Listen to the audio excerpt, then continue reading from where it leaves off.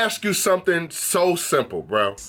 Mario, Peach, Toad, Bowser. Who is the evil one? Before you answer that, you might not even know. Bowser might not even be the evil one.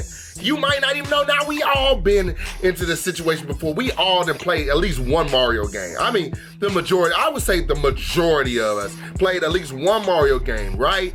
If you haven't played, it's probably the classic Mario. You go, you collect some power-ups, you get bigger, you get a mushroom, you get a star, and you beat the game by actually saving the princess and defeating Bowser, right? So now today, I thought that we would actually take a little deep dive into that because this is something new on the channel. Look, we're going into game theory, all right? Now look, today is Toad's deadly secret, all right?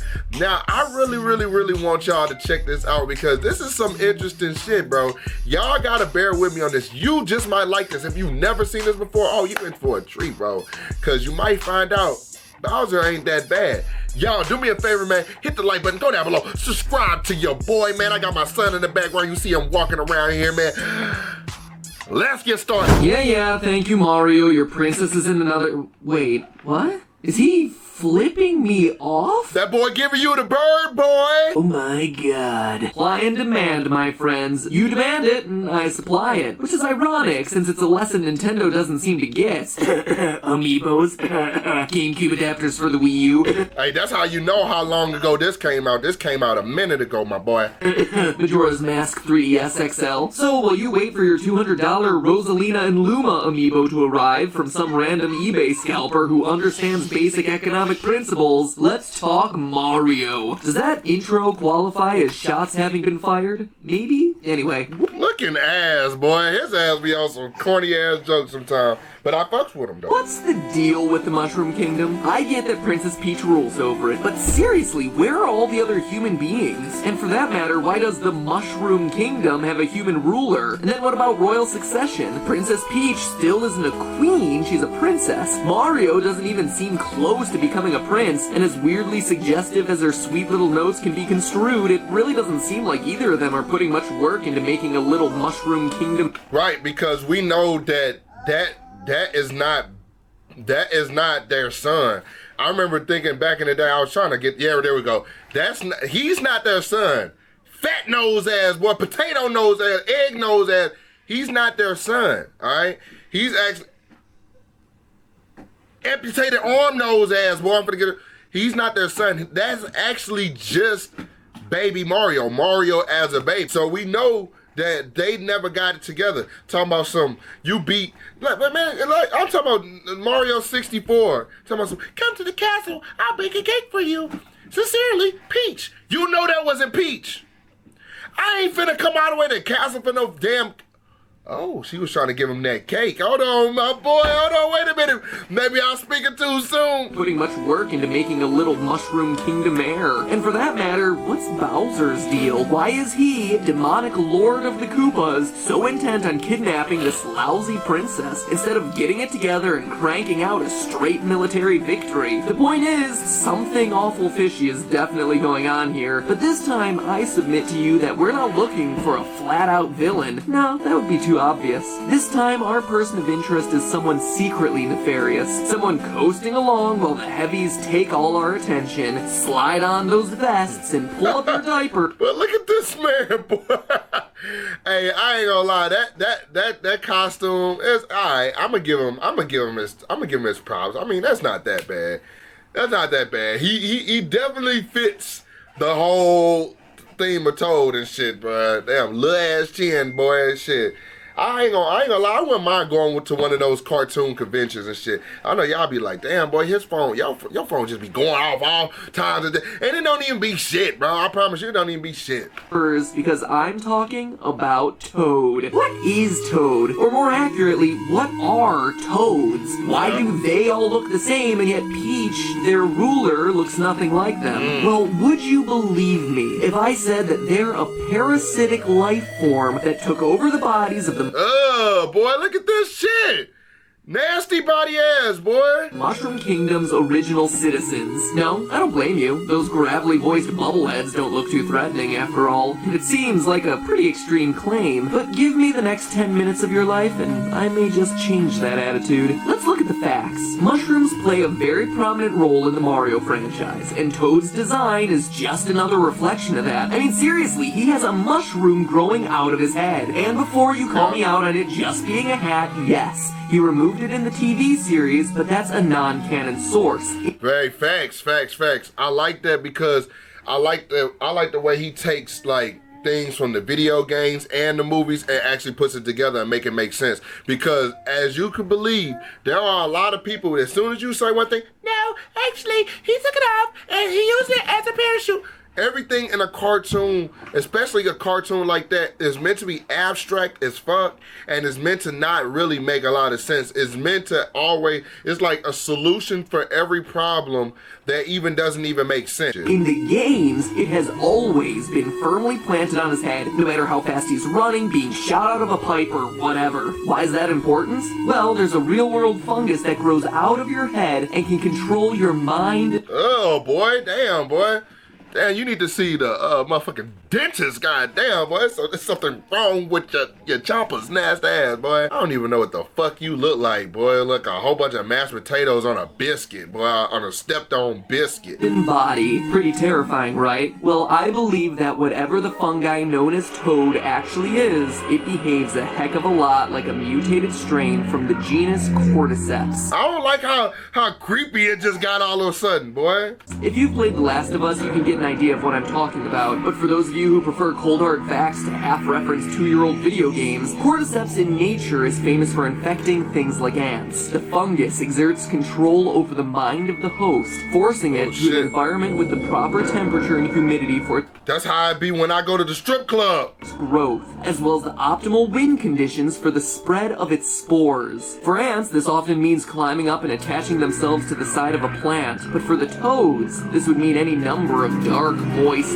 out-of-the-way places, which, surprise, is very often exactly where you find them, huddled together in groups, or all by themselves, just sort of standing there, waiting. Then it starts to send out little threads called mycelia. As its mycelium threads slowly replace the body of the host dies, and the spore-bearing fruit body emerges, often near the head. Sound like some NPCs you may know and love? Man, that shit got dark as hell, boy. So how do you like them apples? I mean, them fungi. So I know what you're thinking. Man, nature is scary. That's and fun.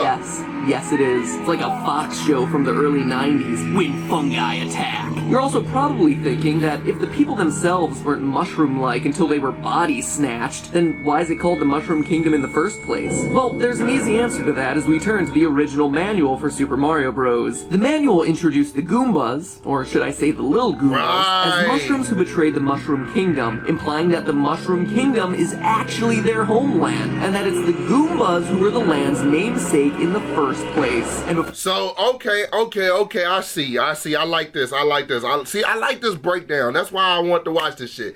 So look, the Goombas was there at first. The Goombas, it was their place. They said, hey, my boy, we living, we eating and shit. We looking like a Rottweiler in the face and shit. We cool, we chilling.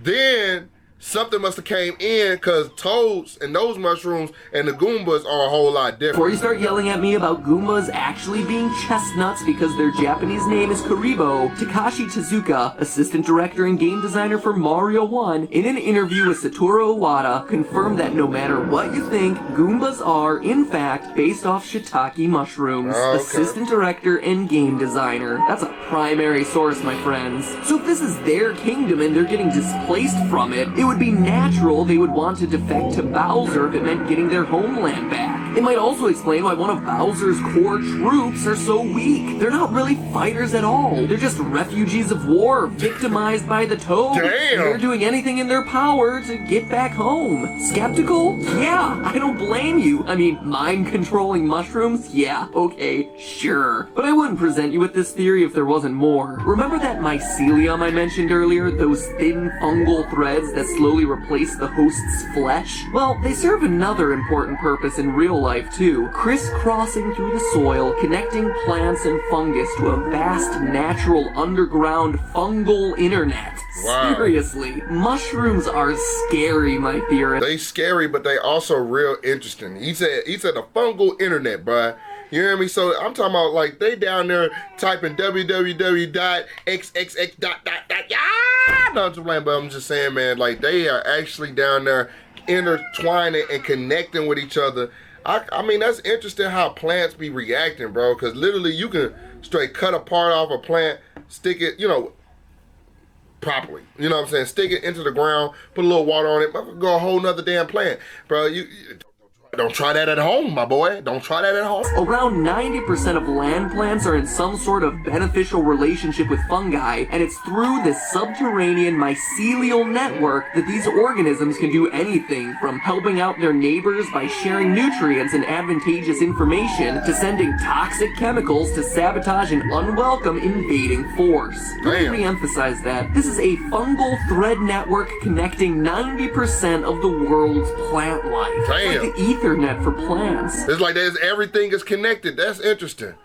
It's like a link. It's like if I had a rope and I threw it to my homeboy and he grabbed it, it's like we can connect and send information back to each other. It's like a phone, matter of fact. Or internet, just the internet. No, he already said it's just the internet. Okay, my bad. Wow! It's extremely beneficial for pre-existing flora to be plugged into this network. It even boosts their immune system. Hell no! So it's no stretch to imagine I hate man-eating plants! That in the mushroom kingdom where the fungi have achieved sentience, that the natural internet would do much more, making the landscape seem almost alive. Which sounds totally crazy at first, until you realize that all those weirdly shaped mushroom kingdom hills really do have eyes. That's hella nasty. It is much scarier than the movie by the same name. And if you're thinking I'm going to be relying on a retro game and an old poorly translated manual for all my evidence here, think again. That's interesting. That means when Mario, because he just said they can release spores off an invading force, so that means if Mario come in talking this shit, you know what I'm saying, playing that shit, okay, I'm finna go get the princess, old sexy ass, I'm finna get some cake. You hear me? You know what I'm saying? I ain't talking about butt or angel, I'm finna get that. I'm clapping cheeks. So now he coming in trying to clap cheeks, trying to get her back from Bowser ugly ass, right? And then turns out it's like the hills literally that's having eyes, the growing, doing things. The landscape is literally trying to stop him, bro. Trying to stop him. I don't need you singing in the background, son. I got this covered over here. We recently had a game focused entirely on Toad, and it revealed a lot. In a recent GameSpot interview with producer of Captain Toad Koichi Hayashida, he explained that toads don't have genders in the way that we think of them. He also went out of his way to confirm that Captain Toad and Toadette aren't romantically involved in any way. So why are we celebrating two video game characters not getting it on? Well, glad I asked. Most fungi reproduce using spores in an extremely non-sexual process that involves around 36,000 different genders. Golly, boy, it's like I'm in science class, but I'm actually interested because it's about Mario. Wish they would have taught us like this shit in school, boy. Facts that directly parallel how Hayashida described the Toad's behavior. If Toad and Toadette were having a bunch of in the nasty ass old cart garage, boom, our theory would be busted. Instead, we get confirmation that the toad species doesn't act that way. It's almost as though each coloration and variety of toad is like its own sex. Hundreds to thousands of different toad genders, just like the real-life shrooms. And if that's not enough, in the same interview, Hayashida confirmed that toads aren't mushrooms at all, stating, quote, "This particular riddle might stay unsolved. That's one of the great mysteries of the Mario universe." Oh, hell nah, boy. Y'all was just lazy. Too damn lazy to think of something. No, Matt Pat got y'all, stupid ass, boy. I'm finna get on your shit, boy. No, but man, hey, look, if he did think about this, nigga, this is ingenious, bro. He's smart, bro. That's why I'm saying, you know, it take a lot to make a big franchise. And even if it started out with one thing and kind of moved as to another, I'm breaking the third wall here, you know what I'm saying, jumping outside of the box and just thinking like, damn, this is interesting how they are like, this is interesting how instead of thinking about everything at one point in time. They kind of just started it, and as they evolved the whole Mario franchise, then different things like this come about and different stories get made, and that's why I like this. That's why I love stuff like that. End quote. Oh yeah? Never thought anyone would put together that toads were brainwashed husks controlled by mushrooms operating a vast fungi intelligence network? Huh. Well, think again. Need more proof? Remember those mycelium we've talked about twice now? The fungus internet? Well, recently, mycologists, that's fancy talk for mushroom professors, have discovered a method for drying out mycelia and mixing it with other natural compounds to create a self-growing building material that's stronger than concrete. Damn! Bro, so you got fucking... oh, hell no. Hell no. Hell no. I'm not finna have a house full of fucking mushrooms, bro. Hell no. That is gonna be how that damn virus gets spread. I don't wanna stay in a house built out of fucking mushrooms and shit. Damn, boy. A vegan, go to this wall. I'm just gonna eat my fucking walls. Fact, in 2014 at the Museum of Modern Art, they erected a tower made of these exact blocks. It's awesome, and it looks really neat, but turning mushrooms into bricks. Where have we heard that one before? Oh yeah, that's exactly what Bowser did to the people of the Mushroom Kingdom way back in Super Mario Bros. For the NES. Now if we crack open the old manual again, we can see that yes, it explains Bowser's first plan was to, quote, transform all the mushroom people into things like rocks, bricks, and horsetail plants, thus causing the Mushroom Kingdom's downfall, end quote. Still not convinced? Well, good for you. You should always question things people tell you. But take a look at this. The rocks and bricks make pretty good sense right away. We already know what the deal is there. But what about this weird horsetail plant thing? What are those? Pretty weird thing for the manual to specifically mention, right? You might even think it was some kind of translation error, but nope, it appears in both the Japanese and English versions. And then you start doing research, and you begin realizing that horsetail plants are a real thing.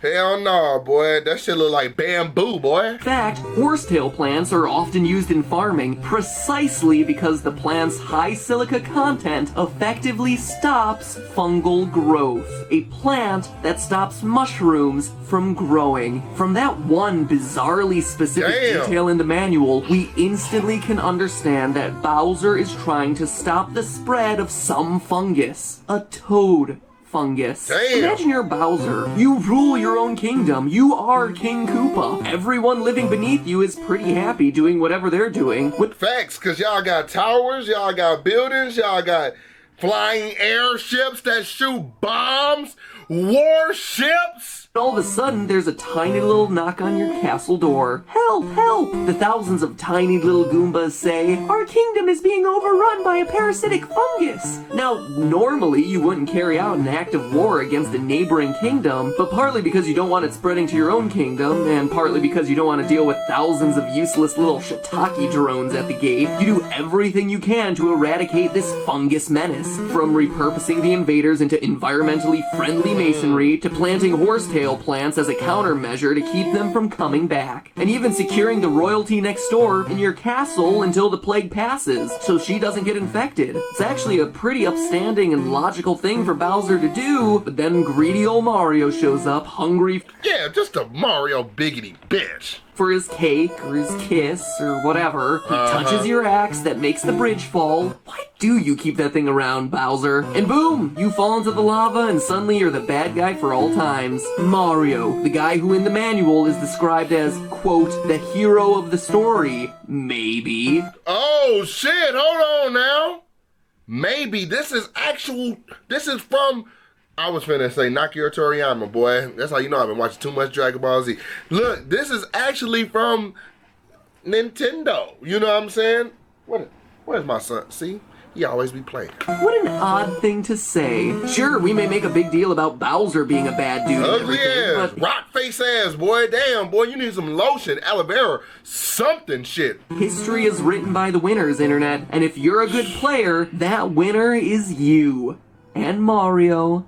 and Peach. Which brings up one last question. Where does Peach fit into all this? Why isn't she Shit, it got sinister. infected? Well, you already know the answer. I showed it to you a few minutes ago. Toad, the mushrooms, serve the princess. The American manual changes it to say, quote, serves in the court of the princess, end quote, but a direct translation of the Japanese just says that the toads serve her. And we see in Smash Brothers that she's very adept at using toads to get what she wants. Okay, yeah, because she does use that as an attack. Okay, all right. He going somewhere with this, my boy. Ever wonder how an airhead who can't tell whether or not she's won a kart race can maintain control of a kingdom? Cordyceps. One word, cordyceps. Peach is the one who brought the toads to the Mushroom Kingdom in the first place. That's why they all worship her, and that's why in the US for 8 years she went by another name, one that tipped us all off to her grand scheme from Damn! Evil sexy ass! the very beginning. Peach's other name, Princess Toadstool. Oh, did I win? So, like I said at the Oh, beginning of the shit. episode, something is certainly rotten in the state of the Mushroom Kingdom. But hey, that's just a theory. A game theory. Hey, look, see, that's why I want to watch this, my boy.